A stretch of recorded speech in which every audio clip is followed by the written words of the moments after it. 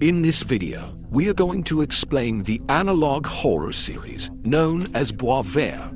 And first, thank you to everyone who suggested this series. Honestly, I didn't expect it to pull me in or affect me this deeply. Boisvert is a dark, disturbing, and psychologically unsettling series. It doesn't rely on traditional jump scare horror as much as it focuses on psychological fear. It presents a deep story about isolation, depression, and the fear of connecting with other people. What drew me in the most, guys, was the ending of the story. It hits you on an emotional level so deeply that you start seeing yourself as part of the story. And of course, I want to warn you, this video may not be suitable for everyone. So get comfortable, find a quiet place, put on your headphones, and let's begin. The phrase, "take care of yourselves," appearing in the very first video of the series, makes it clear that we're about to experience a painful, emotionally heavy narrative about the human mind. In this clip, we're introduced to our main character, who we'll refer to as the Antlered Man, since the characters in the series don't have official names. The Antlered Man begins by counting his small victories, including waking up in the morning and maintaining a regular exercise routine, especially ignoring the strange sounds coming from his basement. Despite constantly resisting those sounds, he eventually gives in and decides to check the basement. That's where we encounter the main monster of the series, the Dark Entity. Suddenly, and in a shocking shift, the animation style changes into live-action footage as the entity lunges toward the camera, whispering a series of unsettling questions. It's genuinely terrifying. But the questions the Dark Entity asks give us our first major clue about the theme of the series. Based on the upload date of the video, May 2020, along with the phrase that appears on screen, "These are difficult times, my friend," we begin to understand that Boisvert is about the feelings of isolation caused by the global lockdowns at that time. It's clear that the Antlered Man struggles deeply with isolation, and the Dark Entity in the basement represents the full weight of depression buried deep within his mind. However, this isn't the first time he's dealt with this entity or the depression it represents. In a later video titled Perfectly Loved, we learn that the Antlered Man has long struggled with difficult concepts such as bridging emotional gaps and connecting without resentment, which clearly refers to forming relationships with others. Despite his repeated attempts to build real connections, he never succeeds. We see this theme repeated again in another video titled They Don't Know. Here, the Antlered Man immerses himself in a darker persona while attending a party. It becomes obvious that no one understands him. He begins to thrash violently, yet no one responds or helps him. This scene perfectly illustrates how disconnected and frustrated the Antlered Man feels with the world around him. All of this takes place before the lockdown begins. Once he's confined to his home, we see depressive thoughts start leaking into every part of his life, especially his work. We see him drawing the same dark creature he encountered in the basement, trying desperately to maintain productivity during isolation. And this isn't the only moment where this appears. If you scrub through the video frame by frame, you can actually see the Dark Entity watching him through the room's window. The deeper idea here is that the home, which is supposed to be a place of safety, has now become a suffocating prison. That is the core concept of this segment. In a later video titled Angel Warning Introduction, we find a series of dots and lines in the description that resemble Morse code. When translated, they reveal the question, "When did home become a cage?" That same phrase also appears hidden within a secret message in the video's subtitles, masked by heavy breathing sounds. This question, "When did home become a cage?" has two meanings within the series. It refers both to a physical prison and a psychological one tied to mental health. The Antlered Man feels that being misunderstood by others has trapped his mind, and on top of that, he's now physically trapped inside his home. But when the lockdown finally ends and he's able to go outside again, things only get worse for him. He's deeply affected by what happened and can't adjust to the changes around him. The Antlered Man is still afraid to go outside, but now he's facing additional layers of guilt and alienation while the world continues moving forward without him. This is explored in the video Burning, released in March 2021, marking a full year since the global lockdown began. By this point, our protagonist is clearly not okay. Darkness has completely taken over. Instead of waking up with the quiet determination we saw before, he now views his life as an endless loop, repeating the same hollow cycles over and over again. He continues to exist in a paralyzed state, confined to his basement, watching society move forward through a window while he remains frozen in place. The man in the woods has lost his ability to create. Even drawing, once his outlet, is gone. All he can do now is slam his head against his desk, as if trying to physically force himself deeper into the darkness consuming him. In the next video, titled Completing, we see a symbolic representation of his internal struggle. It takes the form of a video game battle between two new characters, Skullface and Doghead. Each represents a different emotional state. Skullface embodies pessimism and despair, a symbol commonly associated with death and tragic endings. Doghead represents optimism. This directly reflects the surge in pet adoptions during the pandemic, animals becoming sources of comfort, warmth, and emotional survival for many during isolation. For countless individuals, living with a pet felt like a small beam of sunlight cutting through an otherwise suffocating period of loneliness. This video has all the elements of a classic confrontation: a hero, a villain, and a powerful soundtrack. Yet pessimism dominates the game's ending screen. The man in the woods is pushed toward the idea of giving up entirely. Notably, the default option on the screen is quit. Even when he chooses to continue, pessimism briefly replaces that choice, as if hope itself is only temporary. This perfectly mirrors how deeply despair has rooted itself within him. We see this despair made explicit through on-screen text. "I've lied to myself for too long. I'll beat you today and every day after. There is no hope." These lines feel like his inner monologue, the cruel, self-defining thoughts dragging him further into the abyss.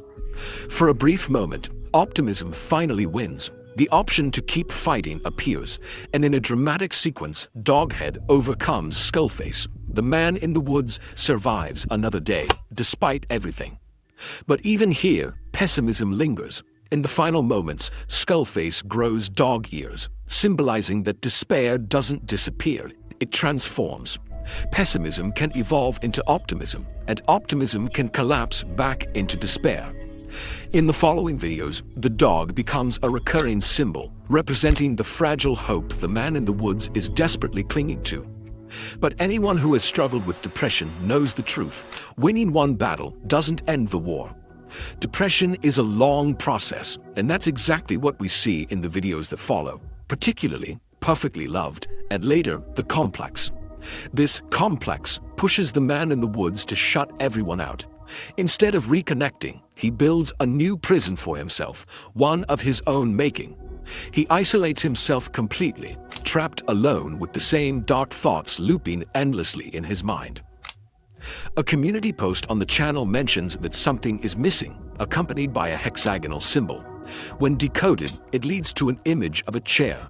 A QR code then reveals the man in the woods sitting on that chair, alone forever in a dark room. At this point, the dark entity consumes him entirely. He isn't just sent back to the basement, he's dragged deeper into a pit beneath it, a true well of despair. There he reaches a disturbing realization that despite always wanting real connections with others, he was never able to take that step because he was afraid. He explains that when you come close, you can see fear in his eyes. But it isn't just fear of others, it's the fear that no one could ever love him. This is reinforced by the video's ending. The final word displayed is fear, yet the subtitles quietly replace it with love. A perfect depiction of overthinking, a mental trap so many people fall into. For a brief moment, the dark entity explains this directly. A QR code appears, leading to a hidden, unlisted video where it states something chilling. Love is never guaranteed. After being fully consumed by the entity, the man in the woods still longs for warmth, for connection, for love, but his depression has emotionally drained him to the point where the concept of love itself feels distant, unfamiliar, almost unreal. This is where it becomes too much for him. In the final moments of perfectly loved, the dark entity slowly lifts its head.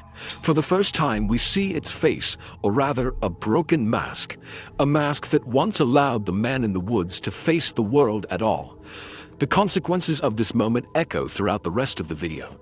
The clean, quiet space where the man in the woods once lived has now become disturbing and corrupted. His home is no longer a refuge. It has become a direct reflection of the suffocating pressure he feels inside. This transition leads us into the climax of the story. The next video is titled Zoning Law, and even the name itself is a clue. A zoning law defines how land can be used within specific areas, and since the state of the man in the woods' home mirrors his mental condition, this video asks a crucial question. Which mindset will take control? Will he surrender to his darkest thoughts, or will he fight his way forward? We see him sitting at the bottom of a deep pit in the basement, overwhelmed by a crushing sense of confinement. Then, unexpectedly, optimism arrives, but it's wounded. Despite its fragile state, it hasn't been defeated yet. In fact, it drags despair down with it, literally pulling it into the pit. As soon as it reaches the bottom, the complex attacks. It lunges at him, trying to extinguish every remaining positive intention he has left. Another battle begins. During the struggle, despair is thrown fully into the pit, and the man in the woods begins to consume it violently. This moment symbolizes something deeply uncomfortable. Sometimes during depression, we feed on our own negative thoughts. We force despair onto ourselves, even when it's destroying us. As this epic conflict between positivity and negativity unfolds, hope versus depression, the man in the woods is suddenly injured. A knife falls into the pit, striking him directly in the head. This is a clear symbol of self-harm. Then something unexpected happens. He encounters the angel. The angel calms him and asks him to refocus his thoughts, to imagine himself standing at the center of an empty room. It encourages him to cry, even if no one is watching, and reminds him that it's okay to ask for help.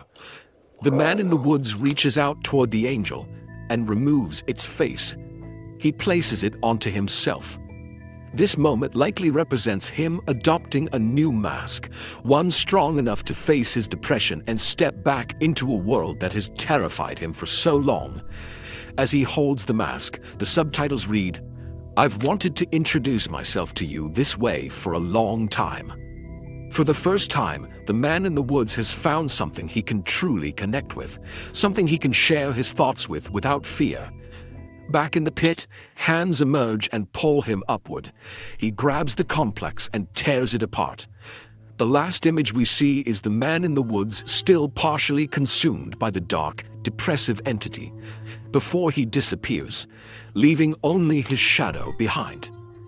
In the video description, we read the words, "The end of continuation, the beginning of persistence."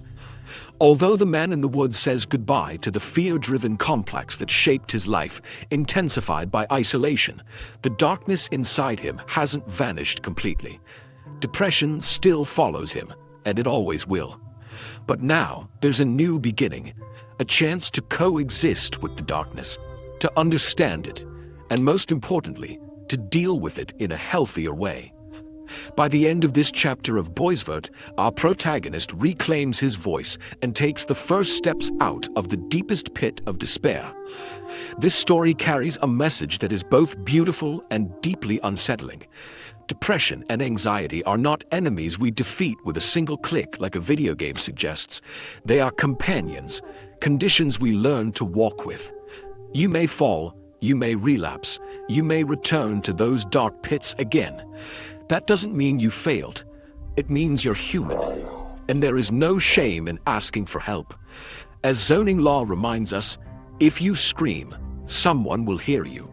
Someone willing to listen.